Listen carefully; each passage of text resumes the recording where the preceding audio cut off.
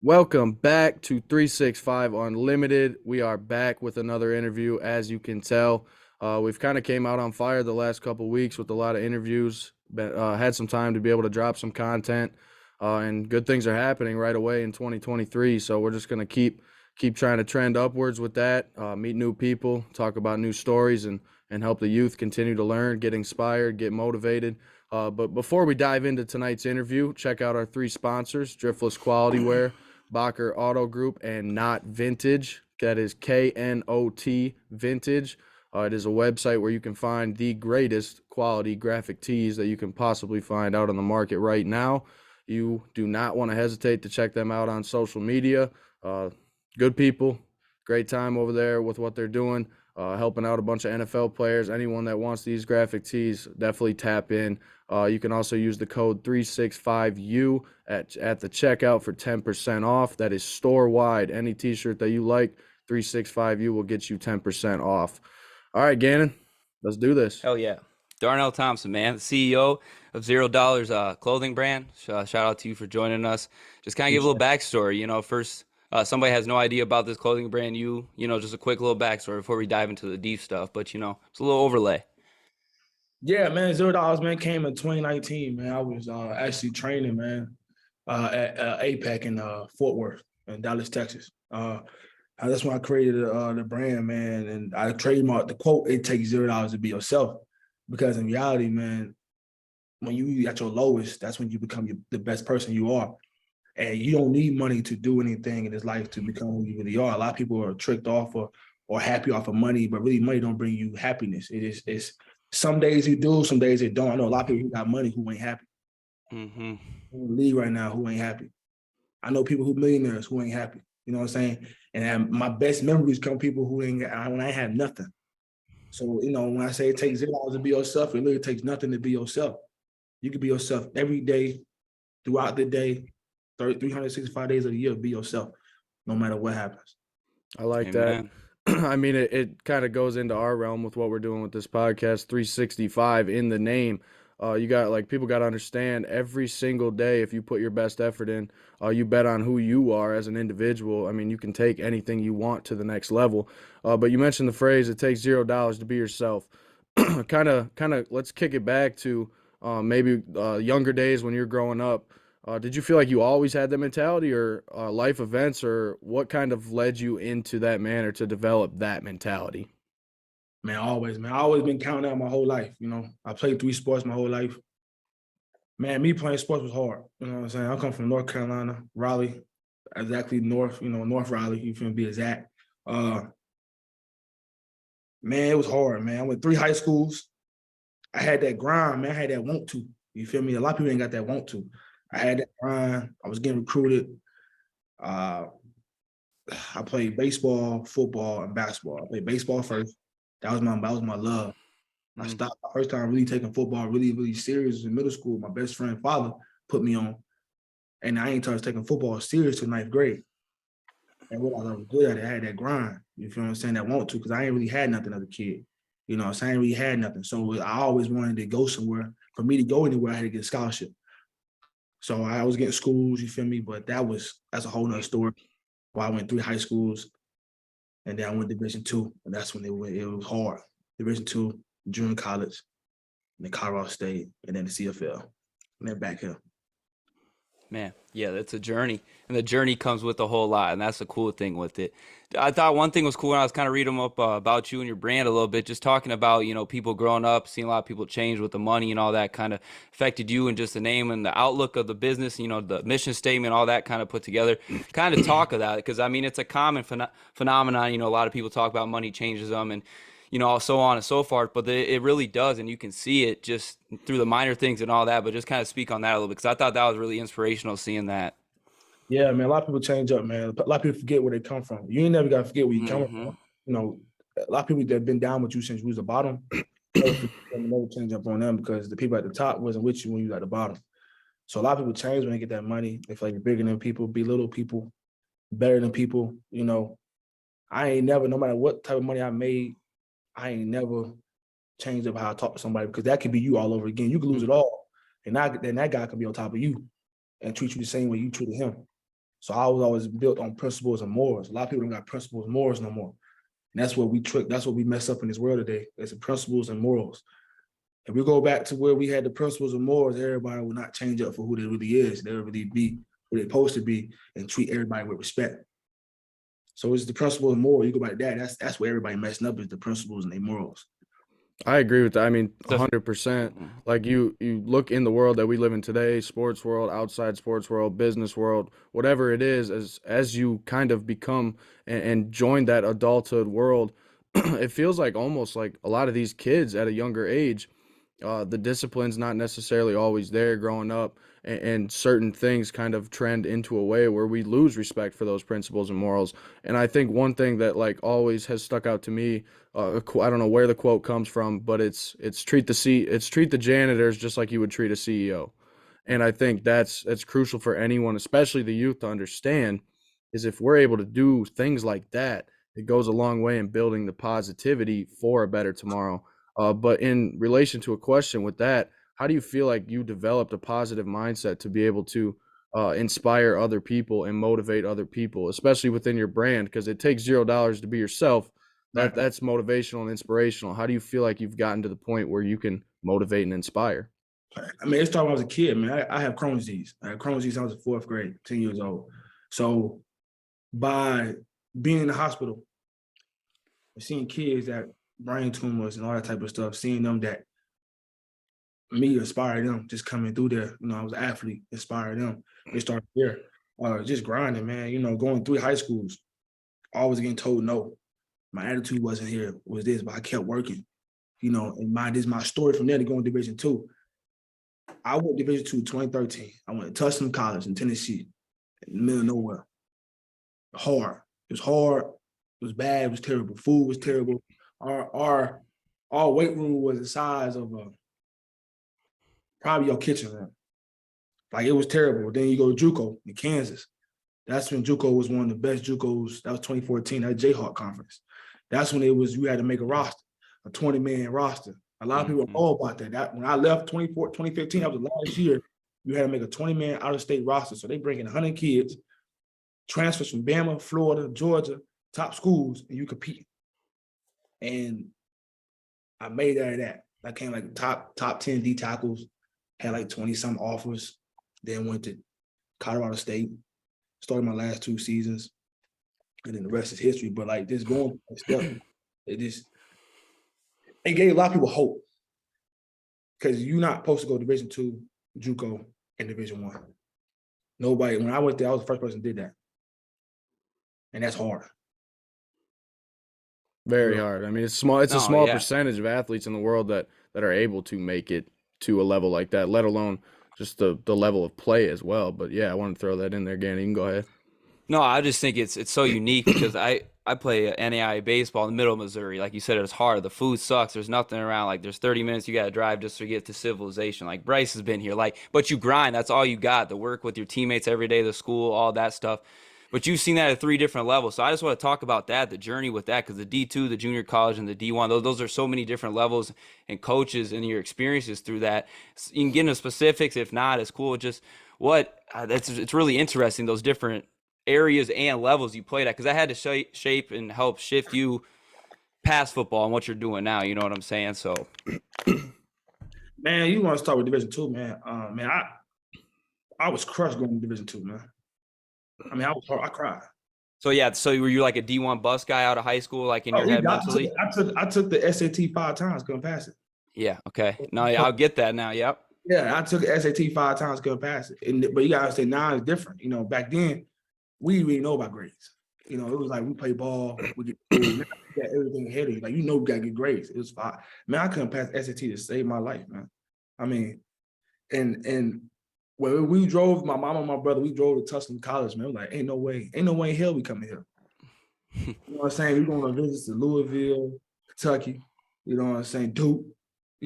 Schools calling me. Different schools calling me at the time. Miami, ECU, schools like that. Iowa State. And I said, damn. So when we go to Division II, I never got yesterday, man. Damn. I mean, you got to think about it. It was hard. We had 100 freshmen coming. We're in a dorm building called CAT. Slums, man. It's Tustin College, man. It's in the middle of nowhere. It's Tennessee. You know what I'm saying? And Tennessee tricky, man. Tennessee's very tricky. It's an hour from Knoxville and like 30 minutes from Johnsonville, whatever. Tennessee, where East Tennessee State was at. So it was in the middle of it. And people fighting every day. Food was sponsored by the prison food. And we took one class every 18 days. So just imagine, y'all went to college. Just imagine how hard it is. You take one class. One class every 18 days. You taking all your math, your finals, your midterms. Yeah, you cram it all into that. Yeah, I've heard of a couple of schools doing that. And it's crazy, but to hear it specifically from someone, that's nuts. So they already had in their head, whoever come here ain't leaving, because a lot of your credits don't even transfer. Yeah, I didn't think. So you got to think about how my mindset had to be to get out that situation. So, and I go back to when I was in 5th grade, when I used to get in a lot of trouble and stuff like that. My teacher taught us how to play chess in the 5th grade. So it came back to I was always 5 steps ahead of people. So you got to think about one class. You failed one class, it messed your whole transcript, bro. Yeah. So I'm dealing with that. So I play as a true freshman. I go there. It's like 100 freshmen. 3 of us only play true freshmen. And I play. And at that time, you play 3 games. You can't get a red shirt. And it had to be God. God was only on my side. I played my 3rd game. We was in Virginia. I tore my labrum. I got a medical red shirt. I met my homeboy after I talked to his day. I was a freshman. He was a senior the entire week. He came from Miami, Florida. He said, man, you don't belong here, bro. You need to go to JUCO college. I said, man, I don't know no JUCO, man. Heck no. He said, man, if I get you scholarships, would you go? I said, yeah, I'll go. So I'm playing my role. As I tell every kid, play your role. Nobody never supposed to know your move. Just play your role. Because they're always trying to figure out how to get you not there. You see what I'm saying? So I had Hutchinson hit me, Butler hit me, Itawamba, East Mississippi, Highland Community College, where I ended up going to. I mean, you name all the JUCOs, that was good. Mississippi and Kansas are the best schools to go to at the time. Mississippi. Now you got to think about it. You go to Mississippi, it's an 8-man roster at the time. Now that's hard. Yo, Kansas, 20-man roster. So you know what? I take my chances with 20. So he like, yo, he sent an email. I get it. So then I go sit down with the head coach. I'm like, yo, I'm leaving. He wasn't saying I won't leave him. So now at that time, you got to think about it. Tustin only had one person went to the NFL their whole career, their whole life. And everybody who left Tustin always came back. I told him I wasn't coming back. I said, I'm not going to call you back and come back. So, and I'm going to tell you how crazy I got a Colorado State offer. It's going to come back there too. So, I got this. My mama said, if you get a scholarship to go to Kansas, you can go. I talked to the Highland coach, Coach Roy, and he gave me a scholarship. I got back home. Now I got big. I was one of the best strength coaches I ever had, and Tim Tobin. I got there at 235. I was playing DN, left there at 275. One of the best coaches I ever had in my life. I got there and went JUCO in July. Now, we'll talk about the JUCO process. That's a whole different ballgame. Y'all want to get different? You go ahead and talk about the JUCO process. I mean, go back to Tustin, bro. Just the mindset you had, man. As a kid, 18 years old, man. You sleeping. The rooms like cells. The rooms like cells, anyways. You got 2 in each room. You're in a hallway with like 30 people. It's like the group showers in the middle of the floor. Yes. Oh yeah, it's only like, and only 3 of them works. Yeah, and only a couple of them got hot water if you're lucky. Have water, some got cold water. 2 toilets. It's like really, and the sinks is all lined up together. Yeah. It's literally like there. It's literally there. So, and then on the weekend they don't clean the bathroom. So if it's messed up, it's dirty, it's disgusting. It's staying like that. Staying like that. So the mentality that go through there, but you got to think about how many people I got out of Tustin. That I told. I had one of my homeboys who went to Memphis who called me recently and told me, yo, I helped him get out of the situation. My mindset was already on, like, I'm getting out of here. And I helped. That's dope. That's people. My best friend now to my roommate, who's from North Carolina, I told him to leave. He played a couple of our, but Now he have a wife and family. If he would never left that, he would never met that. You know what I'm saying? His wife and had a kid. Yeah. It's just bad. You stay there, you stuck there. So I go to JUCO, man. I get off the plane. We in Kansas City. You said, we in Kansas City. I'm like, we cool, we chilling. You know what I'm saying? Everywhere the airport is an hour away from everything. And you was at NAI school. What school you go to? NAI. What school? I go to Central Methodist. It's in the Heart of America Conference. It's probably, I don't know, what school are you talking about? There's Baker in Kansas. There's Benedictine. We play against Benedict. Yeah, Benedictine. That's right outside. It's a suburb of KC. That's a lot of schools we play. We play against JUCO. So I get there. Now I'm 19. I'm 18. Yeah, I'm 19 years old when I get there. So I get there. There's a lot of us on the bus, like a little van. Say, hey, everybody, whatever. So we drive an hour away. And you go, you see cornfields. Oh, yeah. Cornfields. I'm like, oh, my God, okay.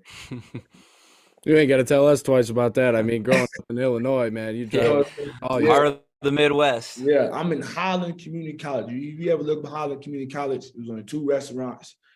Walmart was like 45 minutes away. Yeah, two gas stations, 1 bar. And we get there, I'm like, well, what the hell? I'm like, ain't no way. So we get there. Crazy thing about it, I had my roommate from Miami named Sydney. Still talk to him this day. And my cell phone didn't work because they had no service out there. So I ain't had a cell phone about a month or 2. So I used my homie cell phone. And you go JUCO, you talking about hating, the hate in JUCO. Players are hating on you because either you got this, they ain't getting this, because everybody is trying to get the same thing and go Division I. And you talking about practice was hard. You talking about our first day was full practice. Oklahoma, full practice, Oklahoma drill. I mean, in that 20-man roster, you getting yourself prepared for NFL. Because to make a 20-man roster out of 100 people, it's already NFL mentality. You know what I'm saying? That's 3D lineman, the O lineman coming from Kansas, quarterback out of state, running back out of state, the wide receivers and skills gonna be out of state. Yeah, all the skills, yeah.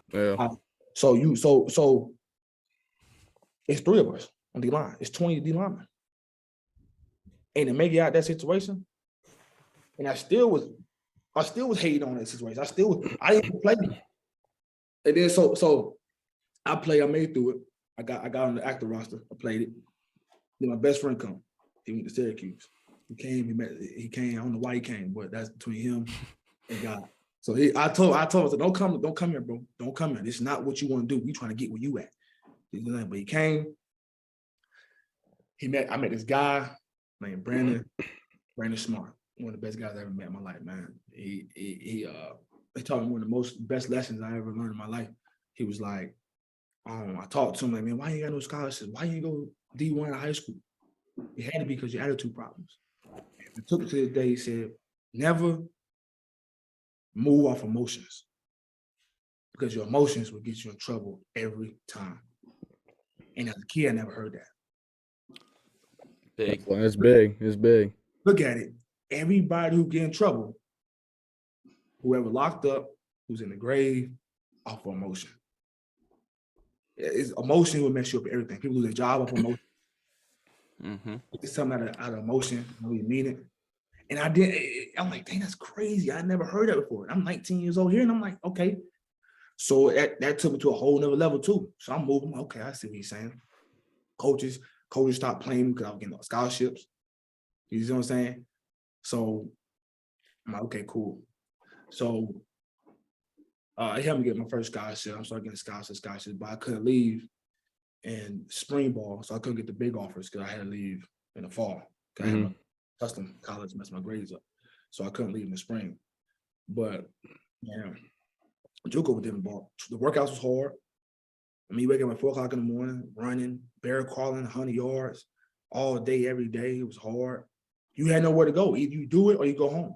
And they see you not on the plane, they see you on the bus back home. And this was the conference. Alvin Kamara was in at that time. Alvin Kamara, Chris Carlson. Oh, yeah. Hutchinson's tough in that game. That was 2014. That was when JUCO was his top level. Yeah. So you got to think the competition was crazy. The motivation was crazy. You had all these coaches at practice, at games, this when JUCO was, I'm like, yo, this is great. This is like high school all over again. You basically for your life. Yeah. You know what I'm saying? So, and then I go to one of the best D-line coaches I ever had in my life, Ricky Logo, who coached the Marcus Ware, who was at Colorado State. So my dude helped me out at Appalachian State. That's how I got to Colorado State. I was at Appalachian State for a visit. I'm from North Carolina. I wanted to see my mama. So we drove to Appalachian State. He said, man, you ever thought about Colorado State? I'm like, man, I ain't never heard about no Colorado State. You know what I'm saying? Like, well, I said, what's up with it? You know, and they was just 10-3 because Coach McElwain left and went to Florida. And Mike Bobo from Georgia went to Colorado State. Yep. Yeah. So, and Ricky Logo was coach DeMarcus Ware at Troy. And then went to Houston. He hit me up on Twitter on Houston, and then he went to Colorado State. And they needed a class. It was only 6 of us or 8 of us in that class. He said, man, I got one bid. I was supposed to go to Fresno State. He said, you want to come? I said, I'll come next weekend. Bump Fresno State. You know what I'm saying? Man, I went out there. I told him I committed before I went out there. I said, I'm coming. It was just crazy. Colorado State was it. You feel me? And that's when Tyson Summers, and a lot of people know about Tyson Summers. Tyson was one of the most best D coordinators in the world. Who Kirby Smart, one of Kirby Smart best friends. And behind the lines, his defense was talking about one of the hardest practice in my life, man. I was hitting every day. We was hitting through walkthroughs. You know what I'm saying? I can imagine, yeah. Especially at the practices like that. But yeah, I kind of want to switch it up a little bit. We've talked about ball, talked about kind of the route your life has taken with football and with sports in general. How did that lead to a clothing brand? How did you? I know you got the phrase "it takes $0," but how did it get to the fact that you're like, okay, I can put this on clothes, and it can impact people? How did you get to that point with it? Man, I'll tell my best friend about that, man. I was just like, man, one day I was going to work. I was working in the hospital. I said, man, I'm going to trademark this quote. I'm going to do it. I trademarked it, hit my attorney up. I knew I met a guy from college, attorney in New York. My attorney, I said, I'm going to turn it into a clothing line. And I said, I'm going to call it $0. And I'm going to put a quote, and it's going to inspire everybody. Might sound cliche because like it takes $0 to be yourself, but it really do mean something. It goes a long way. And I took it that way. It took me about to get the thing trademarked about 2 years. I couldn't make no clothes for about 2 years. The trademark took forever. I didn't know the process was that long. I thought you do a trademark and 3 months is yours. It's a whole year and a half process. Damn. I didn't know much about it, yeah, because I know like Gannon and myself, we've done some T-shirts and stuff. Obviously, we still got to look into trademark stuff and all that, but no, that's a beast. Yeah, it's interesting. Like just to think about how long it takes. That's a process, man. Yeah, because you think about it, I've been looking at people like stars and like, how they get this quote so quick and then they can make they just do it and then they just down the road. It takes time. You got to get all the paperwork, make sure nobody using it. I mean, I said that, and I got hit with a mix of COVID too. Yeah. So that was in the mix of that too. It took a long time, man. I was like, damn, but it learned something from that too. Mm-hmm. What's the next 5 to 10 years look like for $0? And you're just everything going forward, you know, it could be specific, some ideas you have in your head. Kind of what's an outlook? Or do you just, because this is an interesting question, Bryce and I know ask each other for the podcast, and sometimes you can only plan so much and you also let some of it come naturally, but you know, you also got to have the work along with it. But I'm interested to hear this.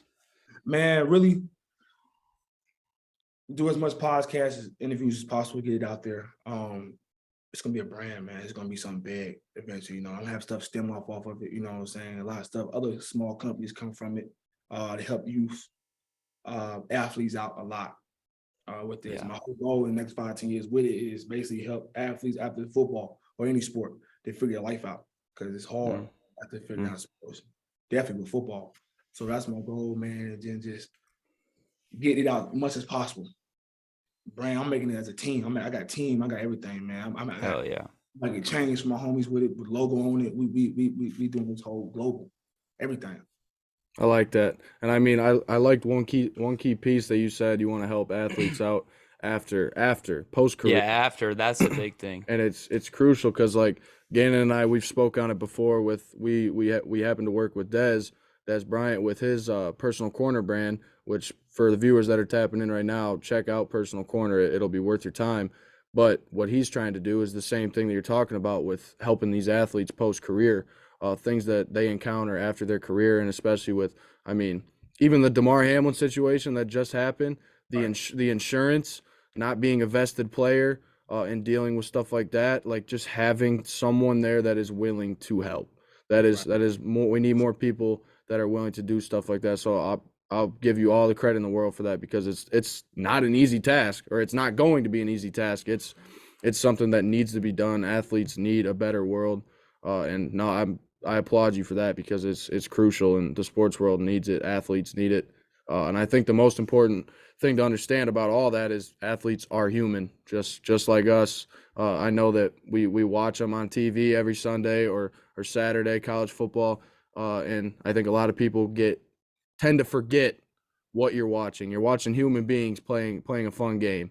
And at the end of the day, yes, it's your entertainment and you enjoy watching it, but they go through things, we go through things, we put our socks and shoes on the same way. And it's kind of cool what you're doing with the inspiration with that $0. I think is going to be awesome within the next 5 to 10 years. You definitely have the mentality to do it. But before I'll let Gannon kind of give his final thoughts, but I want to ask you one more question, and then we'll get there. But what is your advice? What would you say your best advice is to a kid that's tuning in right now? Take yourself back to when you were in fifth, sixth grade. What advice would you give to yourself, or what advice would you give to a fifth, sixth grader right now, and even Gannon and myself? What advice? Don't ever give up. I know everybody say don't ever give up, man. You gotta have that want to. Grind. I mean, I didn't have nothing, just grind. Grind, stand on morals and principles. Don't never let nobody tell you can't do nothing, because your dream is not their dream. I had 1,000 no's, but all it takes is one yes. That's huge. And that's what happened. Huge. And I knew once I defeated Crohn's disease and all that stuff, I knew nothing could take me out of it but myself. I had to believe in myself. It doesn't matter. It doesn't matter what happens in life. Keep going. Never stop. Put your head down. Grind, and always have a smile on your face doing it. And never be outworked. I ain't never been outworked. I like that. Clip that. That's going on the socials. Clip that. Never be outworked, because I ain't never been outworked, man. That's a fact. I like that. That's you can't give any better advice for the youth or people like us in general. Thank you. I just kind of want to go back to that one quote you talked about when you heard it. I forgot who it was from, a coach or a friend, about emotions. And I thought that was really something that stuck with me, because I got a clip I just posted last couple of months, a little quick video that I saw of Kobe Bryant. He talked about a lot of stuff comes and goes in your life, and your emotions come and go. And one thing is to just, always be still with those, because they're always coming. The good and the bad's always come. That's why I try and tell people. But it's how can you stay consistent through those good and the bads that are going to help keep you in that, day by day process to get to your goal, which is ultimately living your life.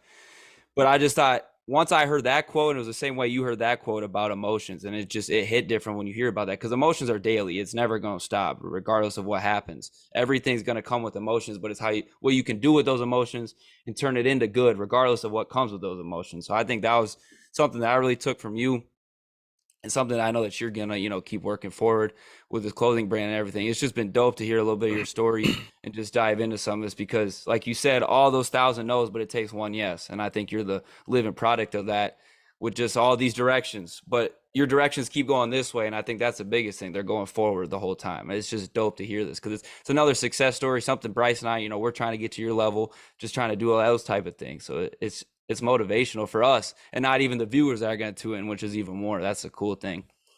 Most definitely, man. I appreciate that, man. I appreciate y'all, man. Y'all motivation to me. You feel me? Thanks, bro. Appreciate that. I mean, doing this a lot. hard, man. Oh yeah, you sit back. I mean, I know we talked about COVID. That's when we sat down to start this. So we sat down and I actually played JUCO baseball, committed to a Division III to continue playing ball, and then COVID happened. And in my eyes, it was like, I don't want to go through all this BS.